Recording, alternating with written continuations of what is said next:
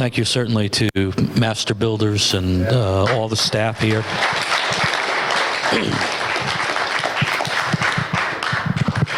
And for hosting and having us and just putting in all the effort to make this thing happen. I want to say thank you to everybody that shared, spoke, sang a song, all of that kind of stuff, and particularly a thank you to everyone for really paying attention and kind of enduring. We got just a little less than a couple of hours left, and I just want to kind of do things a little bit differently in this last session, maybe. And first thing I want you to do is just kind of stand up and stretch for a moment. You know?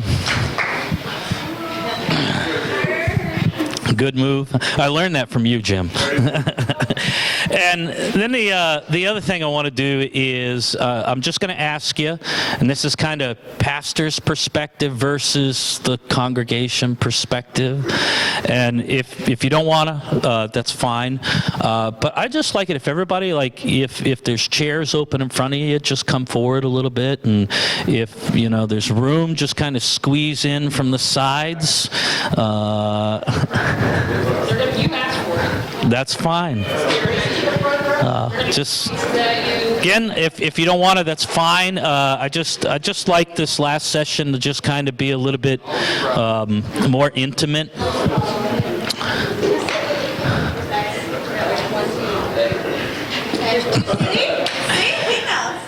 And if you're done stretching, moving around, you can sit down.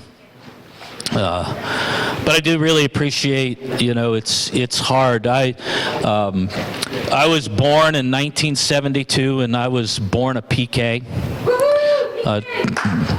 Does everybody know what a PK is? Pastor's kid. It's a terrible burden to bear, because you got to church early every Sunday morning. And, you were there before anybody else, and you went to Sunday school, and you went to church, and you stayed for whatever meeting was after church, and you came back Sunday night, and then you came back Monday night for discipleship class and Wednesday prayer meeting, and then you went to somebody's home on Thursday for Bible study, and then, before you knew it, it was Sunday, and you started just all over again.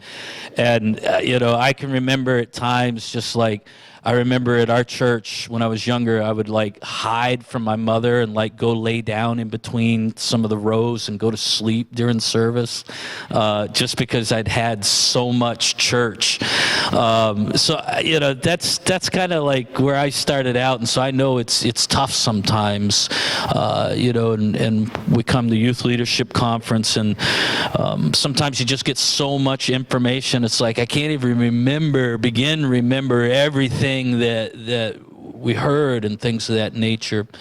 But I wanted to, since I had a little bit of extra time, and I figured we'd be on Brazilian time today anyways, just share some things that weren't really part of my notes. And like I said, I was born in 1972, a pastor's kid, and at the time we lived in Vernon, Vermont, and my father had a church there. And we were there for the first couple of years of my life, and then my father was let go. He had kind of done his job a little too well, and he was just a sleepy little church in a sleepy little town. And he, went out and he started to evangelize all the kids in the town, all the teenagers, and started a choir and brought all these young people into the church. And that didn't sit real well with some of the older established people in the church, and so they kind of said, you're doing your job too well, we're going to have to let you go, and so that meant that, when, not so much today, but back then, if you were a pastor, you didn't own your home, you lived in the parsonage, and so that meant we had to move. And so we went, lived with my grandparents for a couple of years, we traveled for a couple of years, we ended up in Schenectady, New York for a couple of years, and that church was a church that was in a lot of trouble and ended up closing. And so we actually lived up at the campground in White River, where we hold campground for, well, any part of the year that there wasn't snow on the ground. And as kids, it was great. We had this whole campground to ourselves. I mean, it was kind of awesome. And then we came to the church where we are now, and my father went on staff as the associate pastor, and it's not always easy being a pastor's kid. I kind of think of, it's kind of like not easy being the principal's kid either, and so we went through a lot of things as kids. We didn't have a lot of money. My mother used to shop at the the scratch and dent store a lot of times, where the cans had no labels. And she shopped there so much that she didn't need a label on the can. She knew what was in the can without a label. And every day at dinner, we would sit down, and my mother, before we could eat anything, she would tell us, this is, God provided this for us, and I got this, and I got triple coupons on this, and God took care of us, and we always had, things to eat, but it wasn't always easy. And I remember a few years after we'd been at Agape, my father was the associate pastor. He was really beginning to kind of grow in his anointing and his ability to teach and to preach. And the senior pastor, there began to be some issues between my father and the senior pastor. And he, one day he just kind of walked in and told my father he was all done. We're letting you go. And I think probably the root of it was his wife was probably a little threatened and felt jealous. And the elders of the church said, no, that's really not what's going to happen. You just can't fire Pastor Michael. And so he basically said, well, it's either him or me. Only one of us is sticking around. And they said, well, you're not firing him and we're not letting him go. And so he said, well, I quit. And so then, it was like, part of the church left, and the things that people said about my family, it's hard for a kid to take, and it's a lot of it just not even remotely true. And so that was kind of how I grew up, and so I think the remarkable thing was that we never got bitter as kids. God kind of preserved us through a lot of these things. And so when I was about 13, I started playing on the worship team at church. And then I was about 17, and I started leading worship, and it was kind of like we had a lot of people in the church that could lead worship, but it was kind of like immediately apparent that I was supposed to be the worship leader. That was kind of the call on my life. And, being a pastor, being up here, doing what I'm doing today, that was never going to be me. If there was a call on my life, it was to lead worship. That was it. Preaching, pastoring, that was great. That was what my father did, but that is not for me. Let me tell you, that was the last thing in the world I ever wanted, the last thing I ever imagined I would do. And so when I was about 17, I met my wife, and we started dating. She lived on Cape Cod, almost out on the end of Cape Cod, and I lived in Brattleboro. And so we would, you guys don't know how good you've got it today, because when I was 17, we didn't have like iPhones or Androids or FaceTime or Skype, and we had to pay for long distance calls by the minute, So she was 4 hours away from me, and we actually had to do this thing where you took a pen and a piece of paper and wrote a letter, and then like folded it up and put it in an envelope, because we didn't even have like email or anything. I know it's hard for you guys to even imagine what life was like then. I mean, we must have had how do we survive? But we got married, and she moved up to Brattleboro, and a couple of years after we were married, we had our first child, Gabe, and then Hannah and Emily and Madison. And we've just recently taken in a foster child who we hope that one day soon we'll be able to adopt.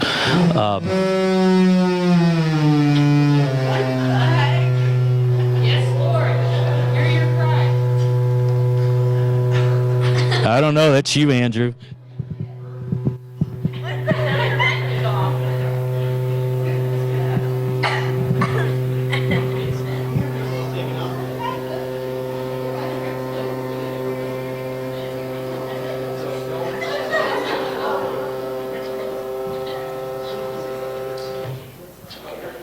See, you never know what's going to happen.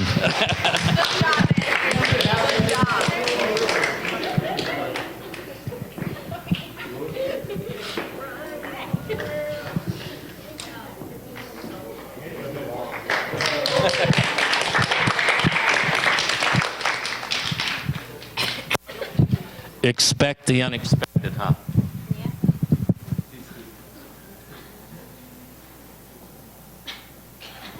Back on? No? There we go. Okay. So I had a good job. I had a family. Life was pretty good. It wasn't, I wasn't like getting rich at my job or anything, but it was all fine. And I had a chance to go to Uganda, and on a missions trip. And I don't have time to tell you all the things that happened on the trip. It was kind of like, honestly, something you would see in a movie. We were there, and a tribal war broke out. And we're talking, houses getting burnt down, people getting murdered, people being cut up. We saved the life of a young boy who was 16 years old, who'd been shot in the back with an arrow. We escaped with machine guns firing, covering our escape. And when I got home from this trip, man, life was boring. I mean, I worked third shift in a hospital at the time, and I'm like, after all this incredible experience, again, like something you'd see in a movie, I'm buffing floors. And I'm like, man, something has got to change in life. And we had a guy that was the head of children's ministries at the church, and he took care of Sunday school. He took care of the youth group, and right about this time, he just didn't work out. It just was a situation where he didn't work out, and so I knew he was going to be let go. And my mother and I were sitting around talking one day, and she was talking about it, and like out of the blue, out of my mouth, I said, "I think I'm going to apply for that job." And she said, "What did you say?" And I said, "I think I just said I'm going to apply for that job." And so I thought about it, and I said, "Well, you know what? I can do that. I can do Sunday school. I mean, that's not that hard. Yeah, I can talk about Jonah and the whale and Noah's Ark, and hey, you know what? I get paid to take kids to like Six Flags. I mean, this is not a bad deal." And so I kind of cobbled together a resume, and I submitted it to the church. And about 2 weeks later, one of the members of the board of directors came to me, and they said, we've decided that's not the position we need. What we need to do is hire an associate pastor, somebody that's going to work to eventually take over the church from your father. And I said, oh, okay, that's fine. And they said, but we're going to keep your application. And I kind of went like, what? What do you mean you're going to keep my application? Well, we're going to consider you for the pastor's position. I said, I didn't apply for that job. I don't think I want that job. And so the next question they asked me was, well, can you preach? And I said, I don't know. Never done it before. Never even, thought about trying. And so they scheduled a Sunday morning, couldn't be Sunday night when nobody shows up to church, when you're preaching to empty seats. It was Sunday morning. And they said to me, what we want you to do is don't lead worship, because I was the main worship leader. They said, you're going to have plenty to think about, so don't lead worship. And I went, yeah, that sounds good. And it was probably the biggest mistake I could have made in my life. And I had been in front of people my whole life, singing, playing music, acting. I'd been on television. I'd even danced once, and that's not a really pretty sight, but I'd done it, and I'd never been afraid to be up in front of people in my entire life. And so worship started, and I sat there, and I'm looking over my notes, and I'm feeling nervous. And with every song that went through in the worship service, I'm feeling more and more nervous until the point I'm terrified. And it's just made worse by the fact that I have never felt this way in my entire life. And so by the time it was time for me to speak, I got up into the pulpit, and I got a grip on it, the whole world was going to turn upside down. And I had decided to start out with a story, this funny story that, just kind of break the ice. And, I was trying to figure this whole thing out because I'd never done it before. And, I'd read, that's a good way to, kind of break the ice. And, I could relate it to this just very simple message I wanted to bring.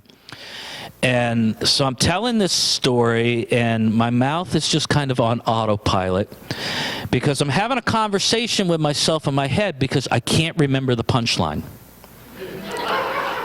And I didn't write it down because I knew this story. And in my head, I'm going, if you get to the end of this thing and you can't remember the punchline, it's all over. I'm running out the fire escape. I'm never showing my face again. I mean, this is going to be a disaster. And, has anybody ever had their knees knocked together? I thought that was just like a myth. My legs were shaking so bad that I thought my knees were actually going to hit each other. And I remember I got to the end of the story, and I didn't remember the punchline. It just came out. And I was like, wow, okay, I think I can make it to the end of this, and I will never, ever have to do this again. I manned up. My pride's intact. They'll hire somebody else, and that'll be the end of this. And about a month, 6 weeks later, my father got a call. There was a project he was working on in Kenya, and he got word that you need to come quickly. You need to come right away, and you need to not let anybody know that you're coming. And so he said, Brian, I need you to preach for me next week. And I was like, what? And I said, all right, I survived it once. I can do it again. I'll preach again. And I'll never have to do this again. And so I made it through that Sunday. That Sunday was a whole lot better. Still nervous, but a whole lot better. And so he came home. It was just a 1-week trip, very, very quick. And Thursday, he started getting sick. Friday, he's in the emergency room. and he's got malaria. And so if you don't know my father very well, nothing will keep him from preaching. And so he's in the hospital in the emergency room, sweat rolling off of him, sick as sick can be, and he says, "Don't worry, I'll be ready to preach by Sunday." And the elders of the church said, "No." And then they turned to me and said, "Bryan, we need somebody to preach on Sunday. Can you preach on Sunday?" And I'm like, "I guess." And I said, "All right, one more time, and I'll never, ever, ever have to do this again." And then suddenly, I don't know how, I got on the preaching schedule on a regular basis. And eventually, over the course of about 8 or 9 months, they offered me the job. And I went, somebody messed up. Because I don't know what I'm doing. I'm not a pastor. And then, as I was considering what I was going to do, whether I was going to take the job or not, pastor from Arkansas said, "God's given me this verse for you." It's out of Exodus 34, verse 9. And it says, "Joshua the son of Nun was full of the spirit of wisdom, for Moses had laid his hands on him." And I'm like, what? Now we're talking Joshua and Moses. I mean, think about Joshua for a moment when the call of God came on him. Think about the shoes that he had to fill. I mean, this is Moses. Moses he's taking care of. This is the guy that turned the Nile River to blood. This is the guy that, I mean, you know, he spoke and he waved his staff and, you know, the plagues happened. I mean, this is the guy that struck the Red Sea and the waters parted. This is the guy that struck a rock twice and water came out of it. I mean, he talked face to face with God. And when he got done talking with God, his face glowed with the glory of God. And God says, "Yep, Joshua, you're filling his shoes." All right, can you imagine? Me? No. You got the wrong guy.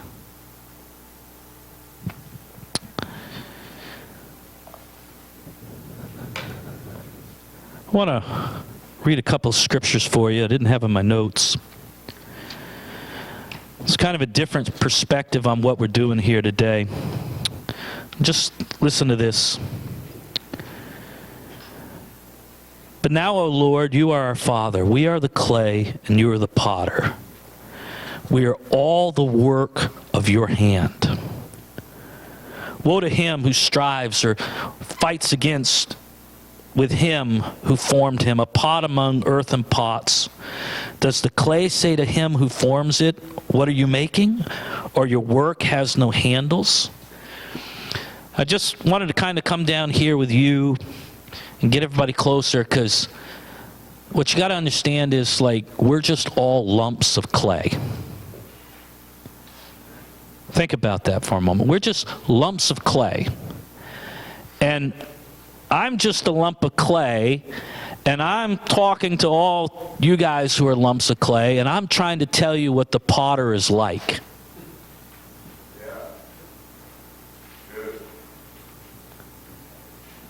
Think about that. I mean, what does the lump of clay know about the potter? And so, you know, and what I felt like God wanted me to say to you today is, look, all I can tell you when we talk about the call is what the potter's shown to me. You know, and it's like a lump of clay. You know, he's talking to another lump of clay, and, you know, he says, "Well, what happened?" You know, well, the potter scooped me up, and he just, like, threw me on this wheel. And the first thing he did was, bam! And then he did it again, and again, and again.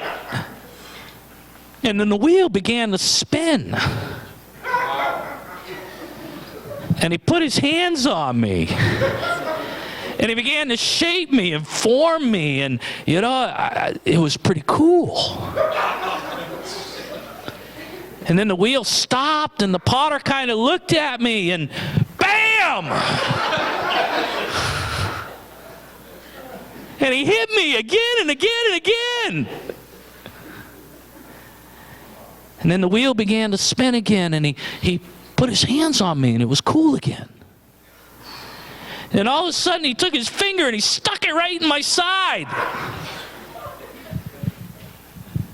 And he began to smooth it out. And he began to shape me and mold me. And then the wheel stopped, and he took me off, and he set me here beside you.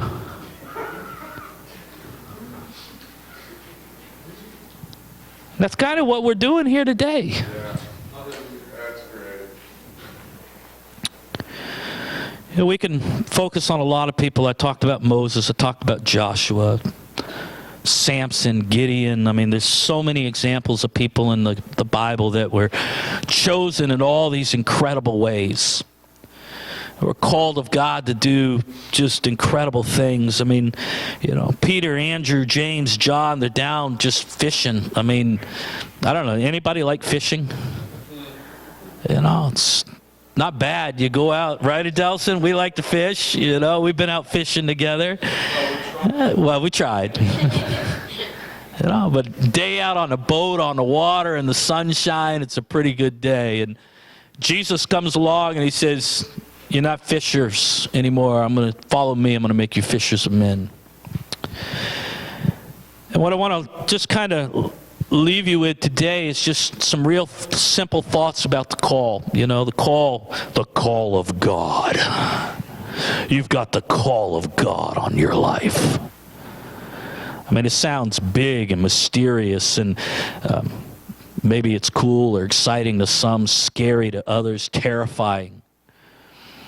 But I just want to just kind of make things real simple, because there's a call that's on everybody's life. And it's not big and mysterious. I don't know if you've heard the call, but the call's gone out to you. It's a call to every believer. And it's simple, and it's so important, and it's the most important thing that we can answer and to do. And if you would, just take your Bibles to the Song of Solomon, the Song of Songs. Turn with me to chapter 2, verse 8. I want to start there.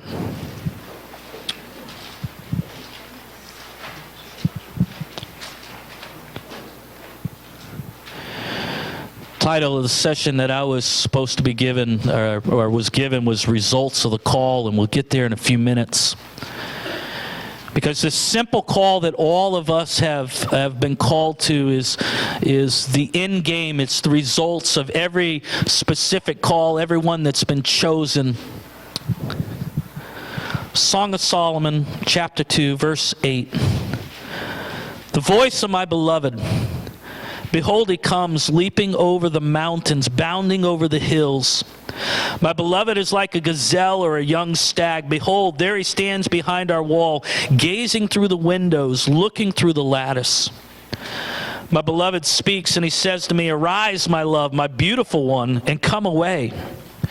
For behold, the winter is past, the rain is over and gone, the flowers appear on the earth, the time of singing has come, and the voice of the turtle dove is heard in our land. The fig tree ripens its figs, and the vines are in blossom, they give forth fragrance. Arise, my love, my beautiful one, and come away." Song of Solomon is really one of the most interesting books in the Bible to me. And I also think it's one of the most misunderstood books in the Bible. I think it's got a very important message that is overlooked. It's not understood.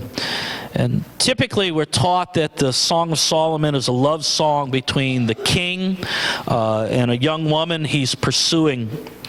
But I think there's a much deeper message in the book that's often missed once again.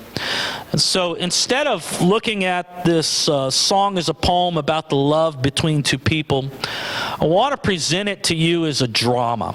really a musical play, a bit of theater.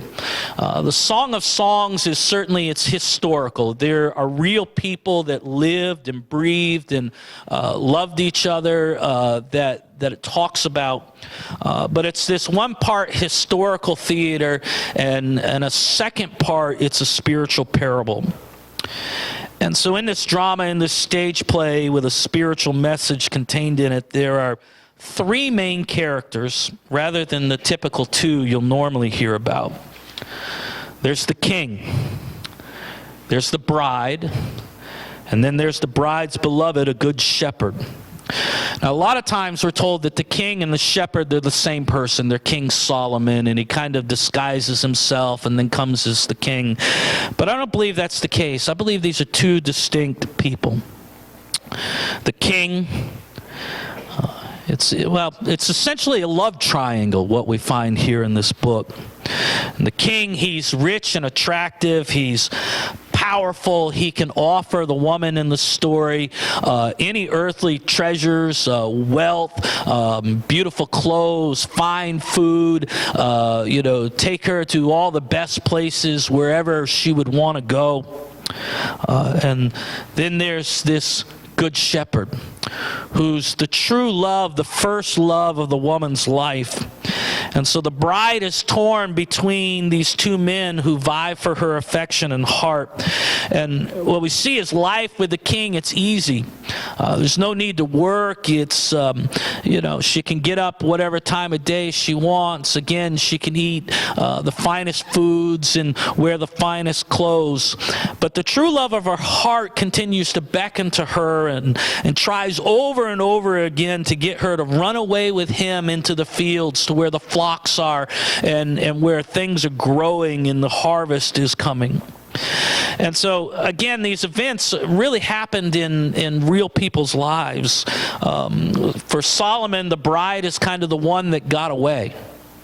And so Solomon reflects on these events that took place in his life, and he understands that there is an important truth here in what took place. And what we find is Solomon, the king, he's essentially the bad guy in the story. He's the one wooing the bride away from her true love and her destiny. He's the one who's enjoying the excesses of the world, who wants others to join in his sinful lifestyle. How many of you remember that for much of Solomon's life, he was an idol worshiper? He had over 1,000 wives and concubines. I mean, that's what every lady wants, right? Share their husband with 1,000 other women. So in the Song of Songs, he's seducing this young girl for what seems to be all the wrong reasons. He's looking to add her to his collection of wives. He's looking to marry her for political gain. But the shepherd, he desires her out of true love. Solomon simply wants to use her for her beauty. But again, the shepherd is the one who really loves her. And we meet the bride of the Song of Songs in 1 Kings 1, and her name was Abishag. And we're told that she was one of the most beautiful women the world has ever known. 1 Kings 1 says, "Now King David was old and advanced in years, and although they covered him with clothes, he could not get warm. Therefore his servants said to him, 'Let a young woman be sought for my lord the king, and let her wait on the king and be in his service. Let her lie in your arms, that my lord the king may be warm.' So they sought for a beautiful young woman throughout all the territory of Israel, and found Abishag the Shunammite, and brought her to the king. The young woman was very beautiful, and she was of service to the king and attended to him, but the king knew her not." So King David, he's near death. He's getting very old. He can't get warm. And they bring Abishag to be his nurse. And it's a bit misguided, but they think, well, if we can get this beautiful young woman to just get in bed with the king, maybe he'll kind of come to life. But David doesn't know her. He doesn't sleep with her. And looking at the Hebrew when it talks of her beauty, Hebrew can be a very descriptive language, and looking up the Hebrew words, it says that she exceedingly shined.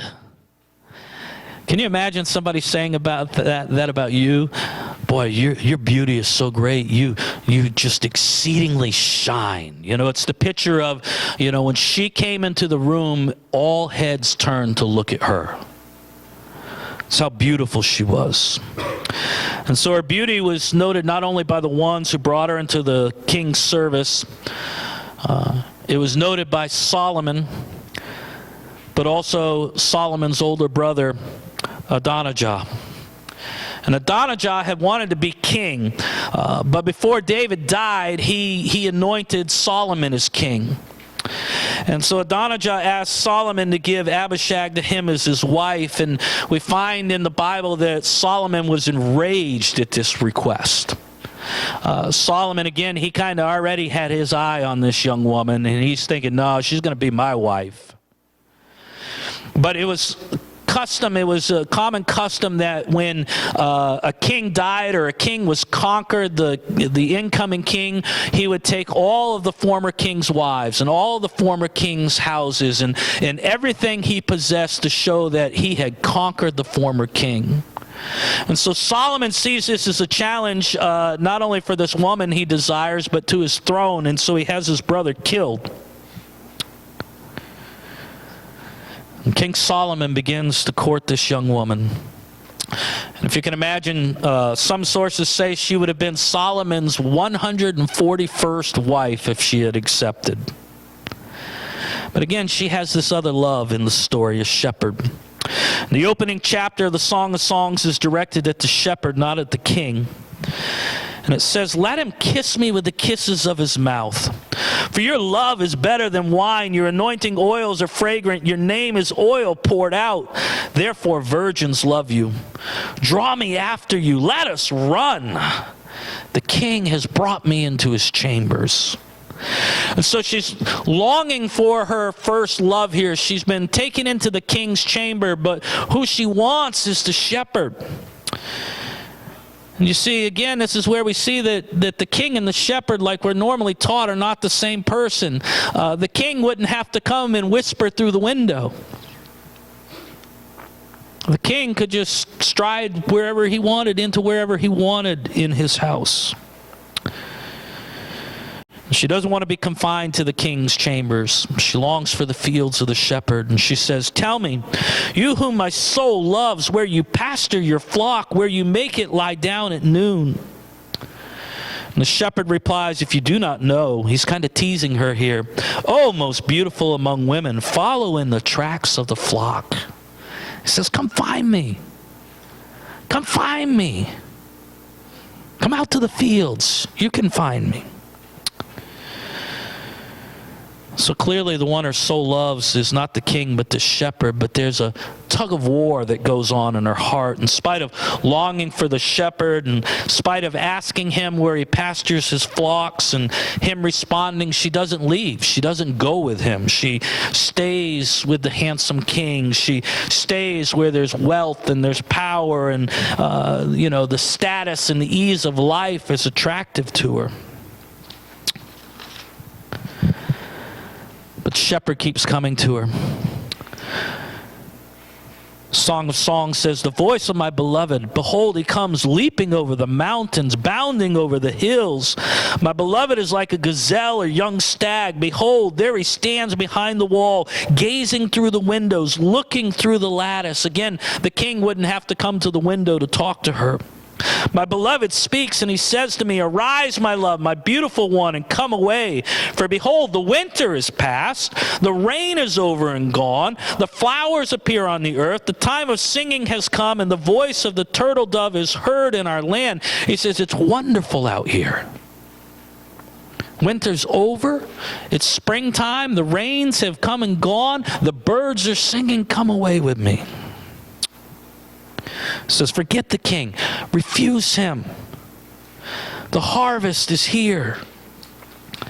But the bride doesn't go with him. She She's been ensnared by the king, and instead of going with the shepherd, she falls asleep. But she still loves the shepherd, and so that night she dreams of him. In chapter 3 it says, "On my bed by night I sought him whom my soul loves. I sought him but found him not. I will rise now and go about the city, in the streets and in the squares. I will seek him whom my soul loves. I sought him but found him not. The watchmen found me as they went about in the city. Have you seen him whom my soul loves?" And in her dreams she finds him and loves him. "Scarcely had I passed him when I found him whom my soul loves. I held him and would not let him go until I brought him into my mother's house and into the chamber of her who conceived me." But it's all just a dream. And so she regrets not going with her true love. But then Solomon the king appears. And note the difference again between the shepherd and the king. Chapter 3, verse 6. "What is that? What is that coming from the wilderness, like columns of smoke, perfumed with myrrh and frankincense, with all the fragrant powders of a merchant? Behold, it's the litter of Solomon. Around it are 60 mighty men, some of the mighty men of Israel, all of them wearing swords and experts in war, each with his sword at his thigh, against terror by night. King Solomon made himself a carriage from the wood of Lebanon. He made its post of silver, its back of gold, its seat of purple. Its interior was inlaid with love by the daughters of Jerusalem." And so she goes from dreaming about her shepherd to suddenly it's like, what is this? Wow, look at the king. Solomon begins to flatter and try to seduce the bride. Chapter 4, it says, "Behold, you are beautiful." Now, be honest, isn't that what every young lady wants to hear? "You are beautiful. My love, behold, you're beautiful. Your lips are like a scarlet thread, and your mouth is lovely. Your breasts are like two fawns, twins of a gazelle that graze among the lilies. You are altogether beautiful. My love, there is no flaw in you. You have captivated my heart. My sister, my bride, you have captivated my heart with one glance of your eyes, with one jewel of your necklace.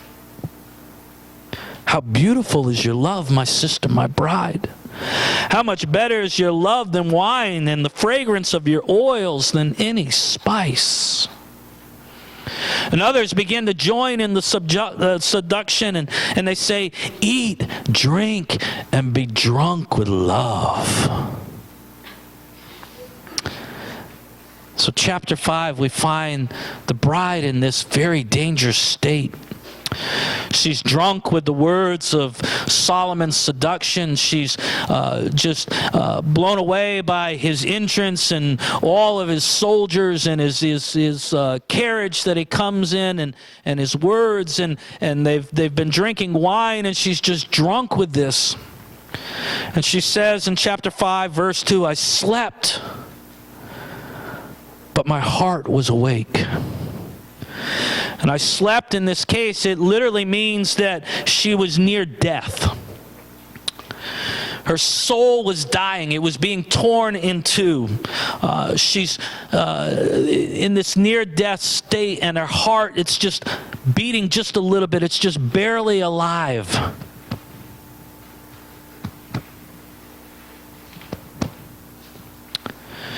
She's succumbing to the seduction of the king and being torn away from her true love. And it is killing her. She knows that she should go to her true love, but her first love, but she's still asleep. She's half dead in the king's chambers. But there in this death-like state, in this dream-like state of her soul, she hears a knock at the door. And though her heart's barely beating, though she's barely breathing, she's awake enough to hear the call of the shepherd. And he comes to the door, and she says, "A sound, my beloved is knocking. Open to me, my sister, my love, my dove, my perfect one. For my head is wet with dew, my locks with the drops of the night. The shepherd is calling to her. He stands at the door and knocks. Now that should ring a bell, shouldn't it? He stands at the door and knocks and calls to her. Again, it's springtime. Once again, the rains have come. The rains have arrived. He's out in the fields day and night working with the flocks. He's going down to the gardens to where the harvest is going to come in. And he takes time and he knocks at the door and he says, "Come away with me. Come away with me. We have work to do. The harvest is here." We find that the bride can barely even rouse herself up. There's so many excuses as to why she can't go with the shepherd. She says in verse 3, she said, "But I had put off my garment. How could I possibly put it on again? I had bathed my feet. How could I soil them? My beloved put his hand to the latch, and my heart was thrilled within me." She said, "I heard him at the door. He was there. But it's just so hard to get up and out of bed. I've already gotten undressed. I'm in bed for the night. I washed my feet. They're going to get all dirty."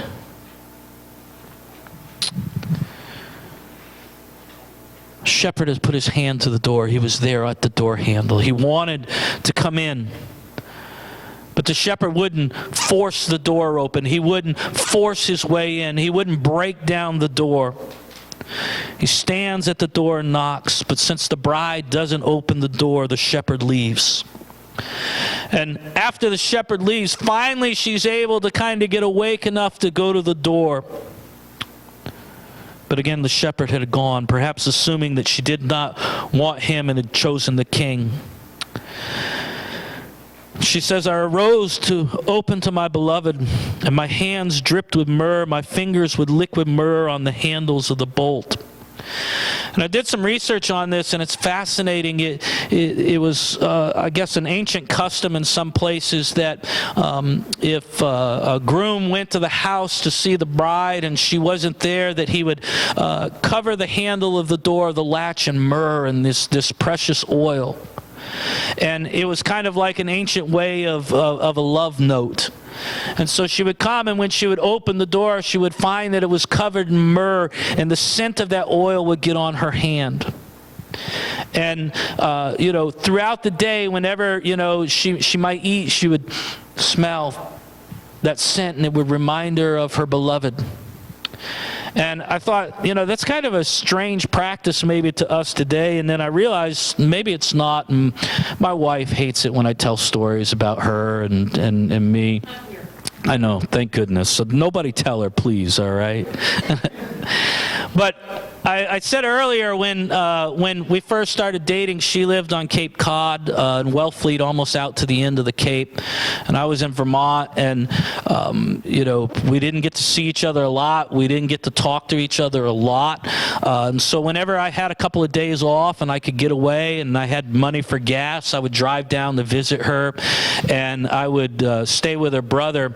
And she did something like every time that I left, she would take my cologne, my aftershave, and she would sprinkle it on her pillow. And like back in the 80s, we were really cool. Anybody ever hear of Brute? Like, you could buy like a huge bottle for like $1.50. I mean, it was high quality stuff. But she liked it. And so every time she'd lay down at night, she would be reminded of me because of that scent. And if she got lonely, she could go in and lay down and grab her pillow and remember me. And that's kind of like what it is here. It's a way of remembering. It's a way of saying, hey, don't forget me.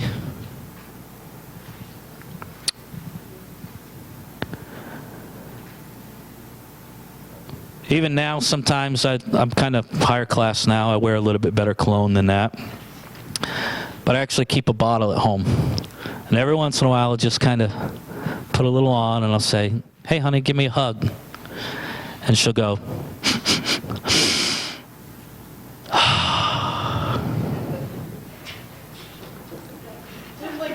just like that. Don't tell her I said that, all right? But it reminds her of when we dated. It reminds her of when we were actually young. Yeah. I opened to my beloved, but my beloved had turned and gone. My soul failed me when he spoke. I sought him, but found him not. I called him, but he gave no answer. So it wasn't that the bride didn't want to be with the shepherd. She just couldn't get herself awake. It was too hard. Maybe it was out of self-interest or self-indulgence. Her bed was warm. She didn't want to get her feet dirty. But now it's too late. He's gone, and she's calling to him. She's looking for him, but he's gone back to the fields. And she says, the watchmen found me as they went about in the city, and they beat me, they bruised me, they took away my veil, those watchmen of the walls. I adjure you, O daughters of Jerusalem, if you find my beloved, that you tell him I am sick with love. You see, the watchmen in the city, they didn't want her to leave the city. They didn't want her to go out to the fields. They didn't want her to be with the shepherd.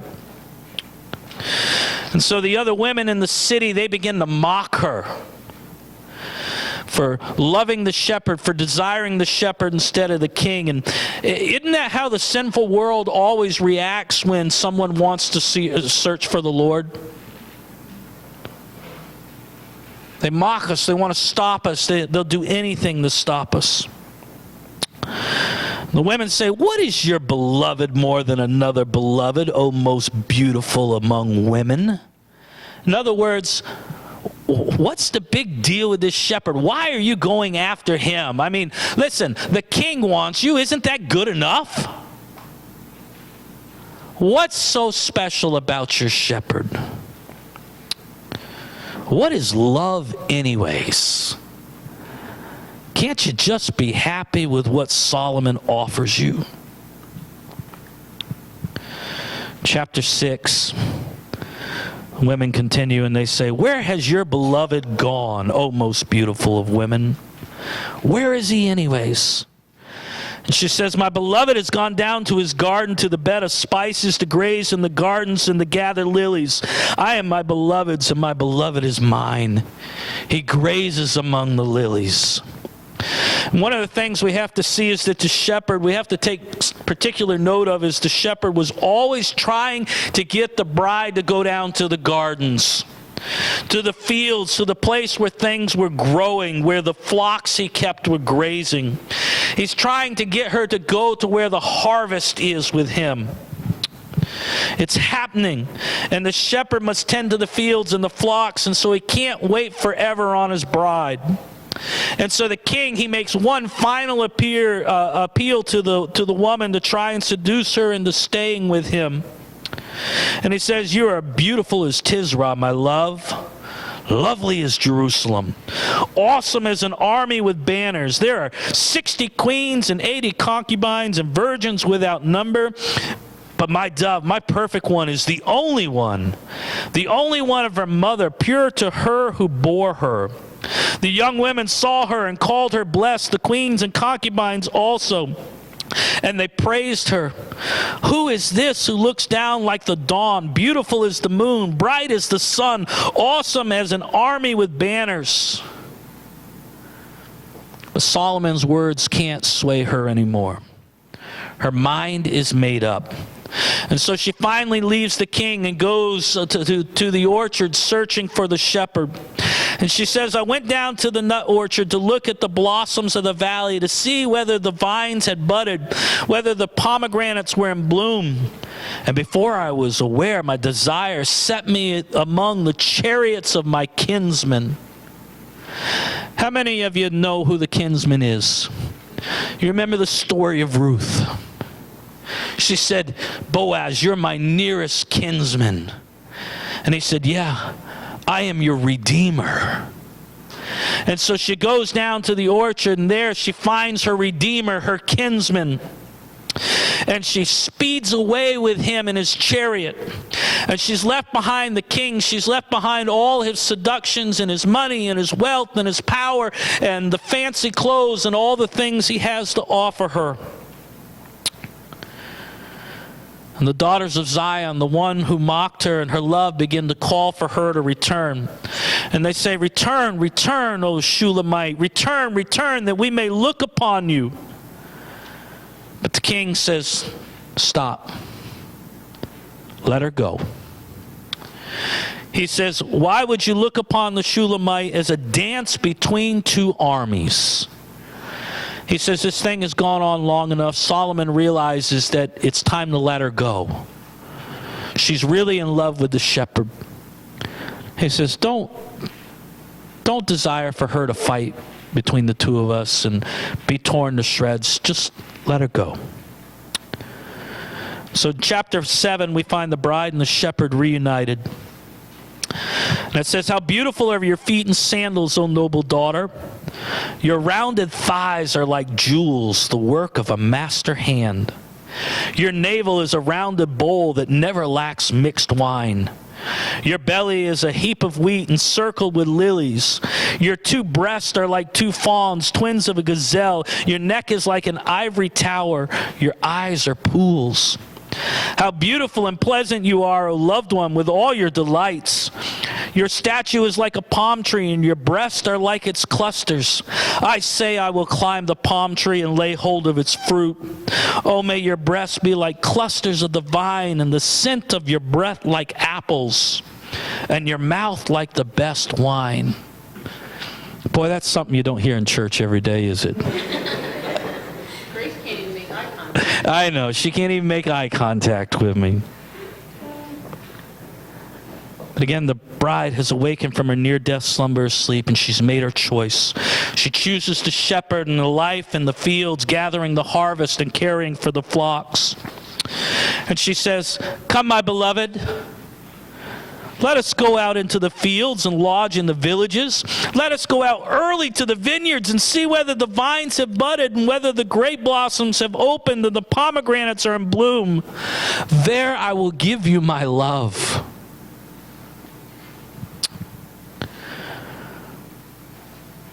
So I think Solomon understood that these events in his life, they were a drama, a dramatic picture, a play of almost of the people of God and the Lord. Who's our first love? Or at least who's supposed to be our first love? The Good Shepherd. And yet we're pulled away, seduced by all the things in the world, just as Solomon was in his own life. By women, by power, by fancy houses, by idols.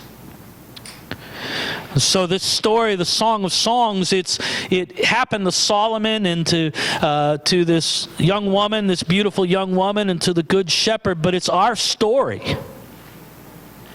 It's the story of the church. And it's the story of the church in much of the United States of America. You see, here in the United States of America, much of the church is in that near death-like state that we find the bride in chapter 5. And, you know, we're asleep, we're almost dead, and our heart just beats a little bit. We love the Lord. He's calling us. He's called you out into the fields, out to the harvest, out to take care of the flocks. There's a harvest of souls to be gathered in, but again, we're so sleepy, we're near death. And we've talked about it, you know, there's just so many excuses as to why we can't go out to the harvest. I'm in my bed, it's cozy, it's warm. I'm safe and secure.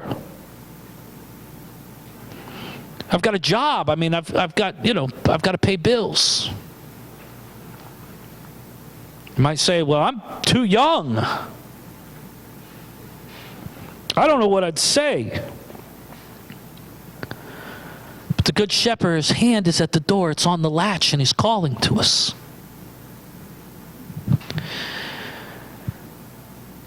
We've had some good things happen in Brattleboro. One of the things that's happened is a lot of the area pastors have grown close together. And one thing that's very clear to me in Brattleboro is that, as I've sat and talked to them, is that the church in Brattleboro is dying. It's dying. Many of the churches are predominantly composed of retired or near retired people. And that's it. There's no families. There's no teenagers. There's no babies. And what they figured it out is, like, our church is going to die. Why?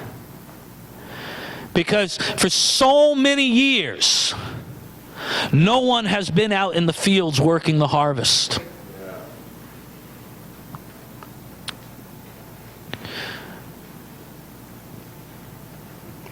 The bride in the story is described as a young woman. And you know, I can feel my face get red when I say these things. Her breasts are like twin gazelles bouncing across the fields. That's the picture of a young woman.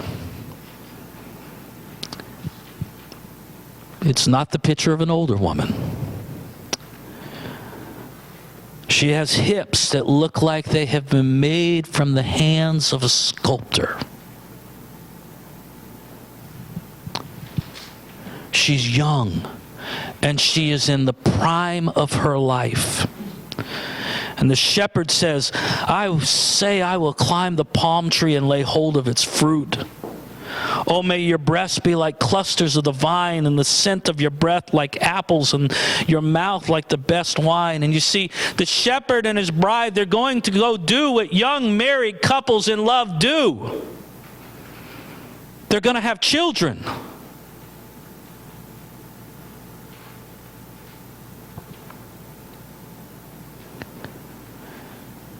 So while the bride is made up of people of all ages, spiritually, the bride of Christ, this is what she's supposed to be like. She's supposed to be young and bearing children.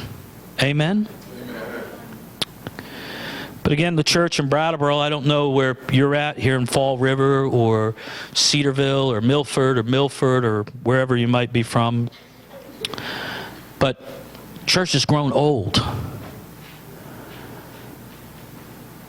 She's no longer able to bear children. She's spiritually barren. And that's why so many churches are failing all around us, because just like in the natural order of things, there comes a time in a woman's life where she reaches the age where she's not able to have children anymore. But that's not the way it's supposed to be with the bride of Christ. Churches are called to continue to bear children forever and ever and ever until the Lord returns. So what has to happen? The bride has to wake up. She has to wake up out of her slumber. We have to stop being seduced by the world. We have to start getting young again and return to our first love. We got to stop making excuses, and we have to get out into the fields, to the orchards, to where the flocks are, and we have to start reaping the harvest. We need to become like the bride who said in chapter 7, now get the difference here. In chapter 5, she's saying, listen, I can't even get out of bed. I'm almost dead. Barely got up to answer the door, and the shepherd had already gone. And now she says, come, my beloved, let us go out to the fields and lodge in the villages. Let us go out early to the vineyards and see whether the vines have budded, whether the grape blossoms have opened and the pomegranates are in bloom. There I will give my love to you. You see, she's no longer waiting on the shepherd. She's saying to the shepherd, come on, we got to go. There's a harvest.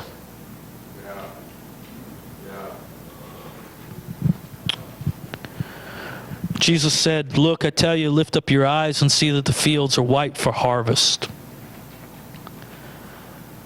The good shepherd says to you this morning, arise, my love, and come away with me.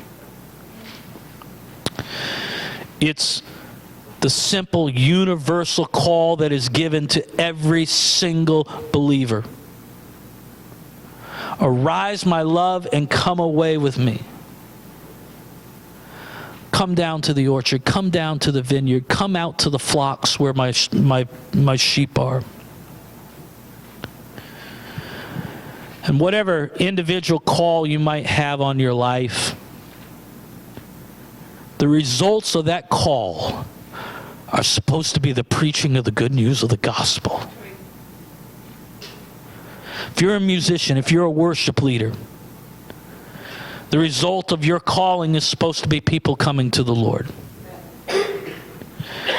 You know, a lot of people in the church today, they get so wrapped up in spiritual gifts, and spiritual gifts are great. Do you want to know why God gave miracles and spiritual gifts and the moving of the Holy Spirit? Think about it for a moment. The day of Pentecost, the Holy Spirit falls on the church, and what did they do? Somebody? They preached. They went running out and they spoke in tongues, and it would caused a commotion, and people were amazed, and it was awesome. And then Peter gets up and he says, wait a minute. Let me tell you what this is all about.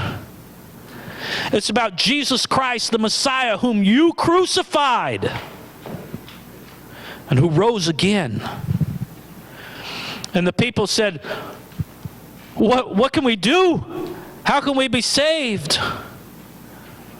And Peter tells them, and 3,000 people were saved that day. Miracles. What are the point of miracles? What's supposed to be the end result? You know, a few days later, Peter and John are going to the temple to pray, and there's a lame man there, and he asks him for some money, and Peter says, I don't have any gold or silver, but I'll give you what I got. Get up and walk. And people are amazed, and they're like, whoa, check out this miracle. But what was the end result? Peter preached, and people got saved. Right, right. That's the results of the call. This is the call that's on your life. And it doesn't matter if you're a preacher. It doesn't matter if you're a worship leader. It doesn't matter if you're a plumber. It doesn't matter if you're in school or you're an adult.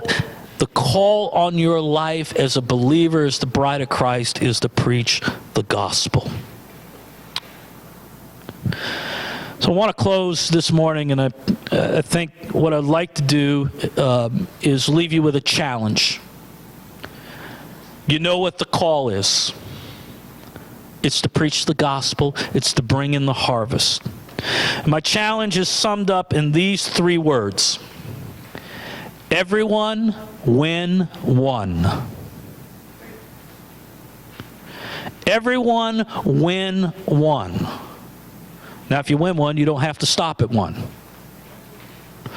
But can you imagine what it would be like if every person here, I don't know how many people we've got here, if everybody here won one person to the Lord, just even if it's just one, and you brought them back with you next year. Can you imagine what that would be like? Can you imagine what it would be like if we go home to our church and everybody in the church just wins one person this year? We would think revival has come. I mean, we'd be like, what are we going to do? We got to buy a new building. We got to go to 2 or 3 services. Everybody just win one.